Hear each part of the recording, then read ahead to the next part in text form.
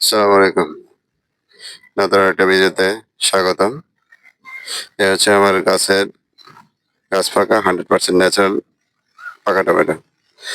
পাকা টমেটো মোটামুটি কাটা শেষ। একবারে কালারগুলো দেখছেন? অনেক সুন্দর। অসাধারণ কালার। ঠিক আছে? 100% ন্যাচারাল বোঝাই যায়। সম্পূর্ণ প্রাকৃতিক পরিবেশে আরকি। সম্পূর্ণ ন্যাচারাল।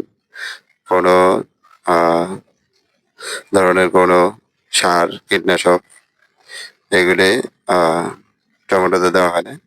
100% ন্যাচারাল। একবার 100% প্রাকৃতিক।